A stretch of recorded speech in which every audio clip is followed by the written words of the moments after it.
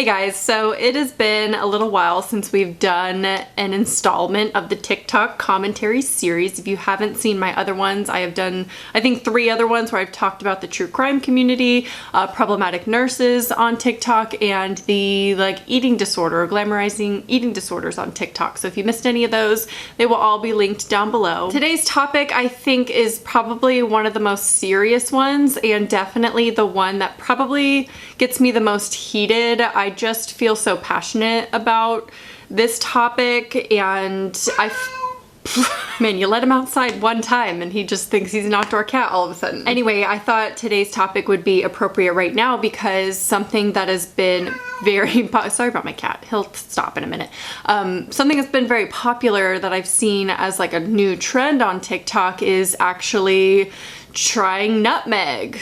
Large amounts of nutmeg to hallucinate, and a lot of people, young people and teens, are trying this. I just feel like the drug culture on TikTok is one of the most problematic because there is no real upside to it. There are some that are somewhat educational, I guess, but it's still promoting the idea of drug use to young people. And personally, I just don't see a benefit at all in most of these kinds of TikToks because most of them are not educational. So before we get further into the video, I just want to thank Skillshare for sponsoring this video because it is most likely to be demonetized. So can we just give a nice little thank you to Skillshare? Skillshare is an online learning community of thousands of different types of inspiring classes. Skillshare can help you develop new skills or explore current interests or get lost in creativity, which is very much needed at a time like this. Since we're all kind of in an uncertain time right now, I think creative classes and productivity classes are a great way to add a little bit more structure to your day. Also, drawing, writing, and journaling classes on Skillshare are a great way to help manage stress at a time like this and practice mindfulness, which I think we all need a little bit of right now. The most recent class that stood out to me that I have bookmarked is a class called The Perfect 100-Day Project, Your Guide to Explosive Creative Growth by Rich Armstrong. He helps you figure out a 100-day project that best suits you, so it's not just a generic one, it's one that is very tailored to you, and it helps boost your creativity, which is something that I am desperately needing right now. Skillshare is giving away 2 free months of premium membership to the first 1,000 people to click the link in my description box, and after that it's only around $10 a month. So the drug culture on TikTok, this topic is going to be very similar to any other commentary video I've done about TikTok in that it is very nuanced, right? There are different subcategories and levels and layers to this topic. He knows when we're talking about a heavy topic and he just comes for your peace of mind here. It's a little escape. Some of these TikToks are clearly jokes, and I am fine with stuff like that because they're not to be taken too seriously and they don't glamorize drugs in any way. Well, maybe in some ways, I guess some people could interpret it like that, but to me, I don't see them as like problematic. So I have an example of like a joke one here.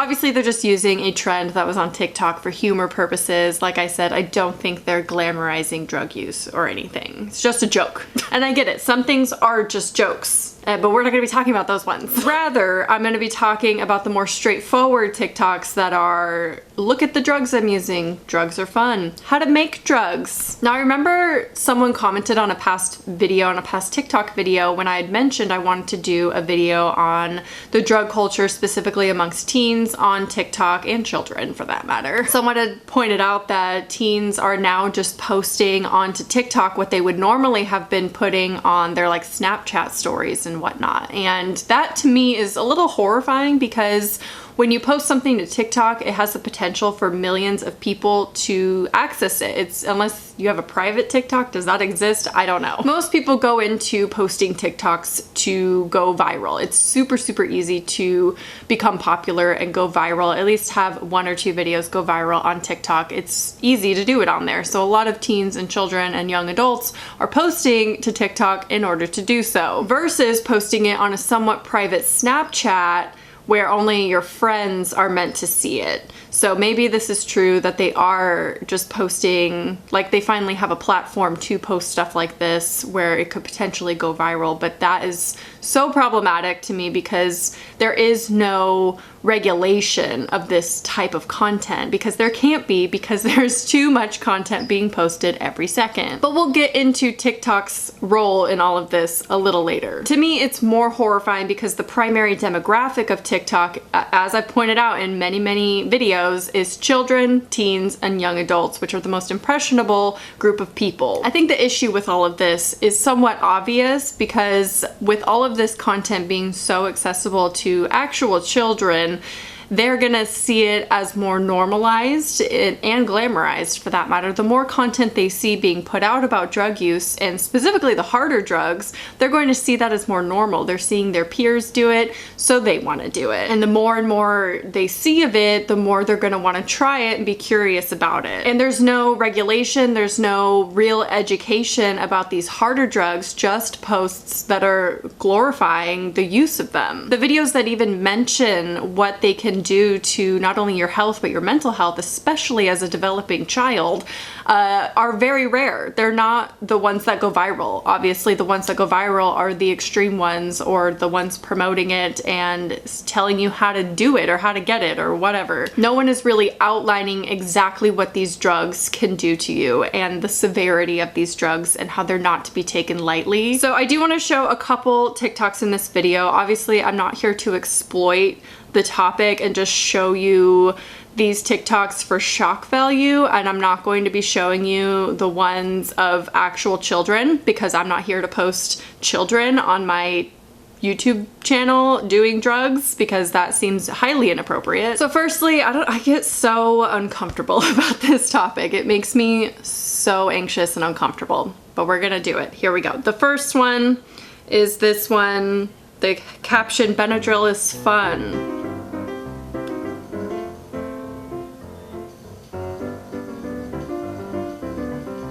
So the obvious issue here is that Benadryl is generally an over-the-counter medication that many people are going to have access to in their homes. Many young people are going to have access to in their homes, and it just seems irresponsible to post something like this, almost promoting it. There's no education here about it, obviously. Someone had actually commented, "Benadryl does this," and she replies, "Yes, if you take a lot." So at first glance in this video, you might be like, well, she's not necessarily promoting it. She's not telling you how many to take or anything like that, but she is replying to people who are curious about doing Benadryl to hallucinate or whatever it does to you. I don't really know, trip, whatever. But she is replying to people in the comments saying how many she did and saying, well, if you take a lot, yes, it can do this. The top comment, however, is, "Enjoy early onset dementia and Alzheimer's from Benadryl abuse. You think I'm joking? Go look at the evidence. Don't encourage kids to take this.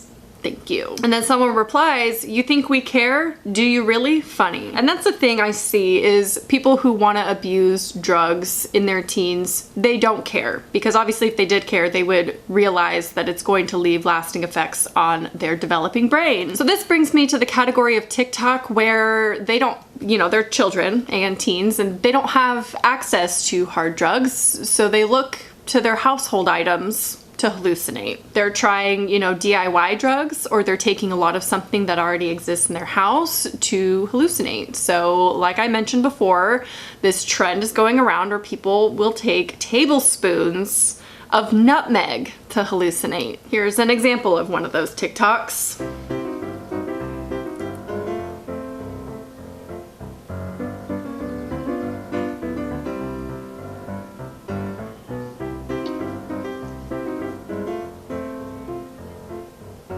I mean, at least she put in the end her experience in saying, don't do this. And I've actually seen that as a common theme in these nutmeg TikToks, are people saying, don't do it. But of course, people are still doing it. You're putting it out there as an option and people are like, well, it didn't work for her, so maybe it'll work for me, and they're gonna try it. And in case you missed it, on her TikTok, there's a little caption that says part 4 of her household drugs series that she does.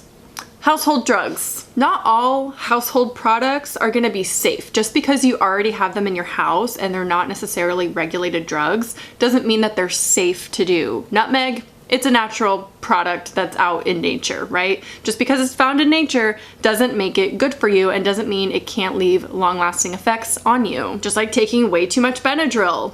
That's not gonna be a good thing. Also, people are trying to hallucinate, and I just wanna bring in a little psychology behind that. Not everyone is going to be in a healthy mental state to be able to handle a trip or whatever. Some people will have bad trips depending on their mental state. I'm no expert in it. I've never done a hallucinogen. But I do know that they can leave long-term effects on your mental health, and it can cause negative experiences depending on your mental state. So there's also actually a TikTok, how to make DMT. Granted, the items that they use in this aren't necessarily found just in your backyard. We don't need to watch the whole thing. I'm not gonna sit here and watch the whole thing. It's 45 seconds long. I just have no words. To post a whole ass tutorial on how to make DMT seems so irresponsible because it is TikTok, which, let me say again, primary demographic, children, teens, and young adults. And there's no education behind DMT in this post. It's just how to make it. And they're probably not gonna do their own research about it. Another one we have for my underage buddies, and this is how to make alcohol when you're underage. Now, I'm sure a lot of people, young people, teens specifically, do this when they're underage, but that doesn't make it not irresponsible to post a whole tutorial of it onto TikTok to help out your fellow underagers, because alcohol is a very serious drug as well. And I can already see the okay boomer comments coming down below because I have an issue with this. I may sound preachy in this video because I'm telling teenagers, don't do alcohol, don't do drugs. I get it. It sounds like I'm a parent lecturing, and I'm gonna be upfront with you. I have always been against underage anything, for that matter, underage drinking, drugs, anything like that. I think it comes from the fact that I've always been interested in psychology, and I have a very long-lasting fear of permanently messing up my brain. Also, for full transparency, I was straight edge until I was 21 years old. I did not try weed for the first time until I was 25 years old, and I have never done a single hard drug in my life, or a cigarette for that matter. So maybe I don't have the added perspective here because I've never been interested in these kinds of things. I also think a lot of TikTok users will use this kind of platform as an opportunity to brag about the drug use that they've done and how well it went for them and things like that, which I have an example of right here.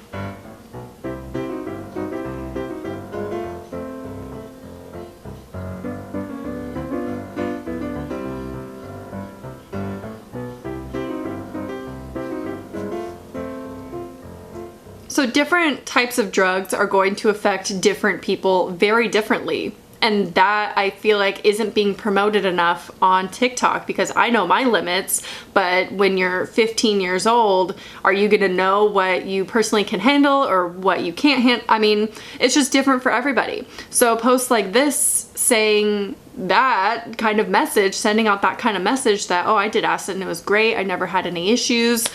Good, I'm glad that you didn't have any issues. And then of course on posts like this, there are so many comments of people sharing what kind of drugs they've done, how many they've done, and how they've all had a good time, good experience on them. Again, somewhat bragging about their experiences, but the thing is, it's gonna be different for every single person. It's like they're shaming those who had a bad trip or a bad come down or had bad flashbacks or something. Like, why would you sit there and shame them? Also, there are endless amounts of TikToks of people taking acid in public, just stirring it right into their coffee, or they're going on a school trip, so they decide to take a trip as well. They're honestly promoting taking acid casually, as if it's just like an edible or something, which even that can be problematic for some people. Never done an edible myself because I think it'll be problematic for me, but they're treating it almost as casually as an edible, like they're just popping some acid when they go outside. So apparently one of the most popular and trendy drugs to be promoting and showing use of on TikTok is ketamine. And they've had to come up with some slang hashtags because of course you can't just put in hashtag ketamine on TikTok because they are somewhat monitoring the drug use on TikTok, but we all know that their process in all of this is complete shit. anyway because of other past videos that I've done. A spokesperson from TikTok had said, "Our community guidelines clearly state we do not permit content depicting the use or trade of drugs or other controlled substances." Well, I just showed you many examples of people actually just using drugs. We deploy a combination of policies, technologies, and moderation strategies to detect and review problematic content, while also bearing in mind context and the fact that a given word can have more than one meaning in either the same language or across languages. I get that. They're trying to make sure they don't ban certain words in other languages by banning a hashtag ket, like ket, because it could mean something else in another language. We take swift action wherever required and are continuously improving and enhancing our protective measures and using learnings like these to further strengthen our efforts. Yeah, they're really doing a great job of monitoring problematic content that children access.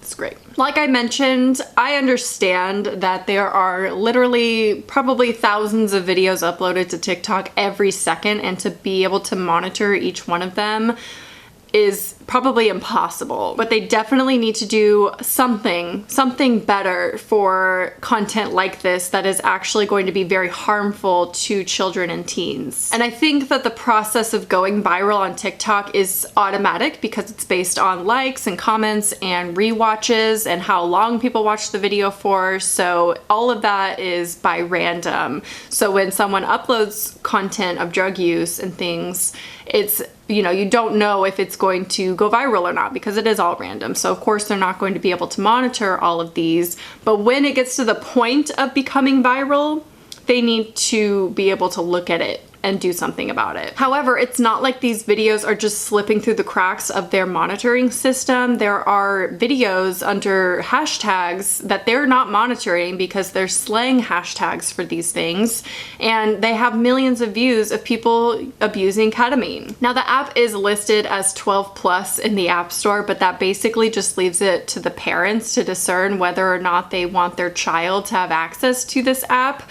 And there's just so much adult content on this app. It is ridiculous. They seem to be very stickler about the sexual content and lewd content and things like that because they take down videos that probably don't deserve to be taken down, but then leave up videos of people just putting whole ass shrooms in a sandwich.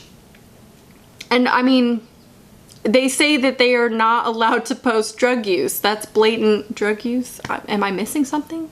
How is it that they can flag and find the sexual stuff? Not all of it, by the way. I've seen so much on there, too much on there, and not see this, not see the drug use ones. And why did they leave so much of these up? I don't think it should come down necessarily to the parents every time, because teens and children will always find a way to access this stuff through their friends or whatever. At least if not posting stuff like this, they're going to have access to view stuff like this some way or another. So TikTok needs to do better in monitoring this type of content and what is accessible to these children and teens. And I don't know if anyone else is as concerned about this as I am. I think this is genuinely TikTok's worst problem that they have going on right now, because this is going to be the most damaging and harmful to the young audience that is the primary demographic of this app. And no one else is really covering this or talking about this. I mean, I don't even have a kid yet, and I'm already thinking, how am I gonna educate them on all this that they're gonna see on the internet? Which this stuff has always been accessible on the internet. It was just so much harder to find,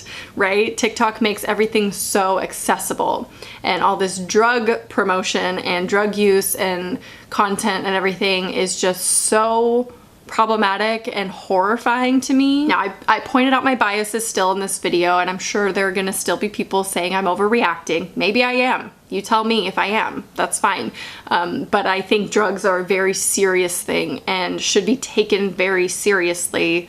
And yes, they could be a positive thing too, but to promote them so casually as if it's just weed or something on TikTok is just very scary to me. This is not the end of the TikTok commentary series. There is so much being uploaded to that app every day, that's a little problematic. And I don't mean to be complaining, but I think because it's such a new phenomenon and everyone's kind of jumping on the TikTok bandwagon now, I think it's a good opportunity to talk about some of the negative effects and things that are happening on that app, because I mean, we should talk about it, right? So I have a few other ideas in mind about TikTok, but if you want me to discuss something specifically, let me know down below, and also make sure to check out my past commentary videos on TikTok if you have missed them. But I hope you guys enjoyed this video, and I will talk to you soon.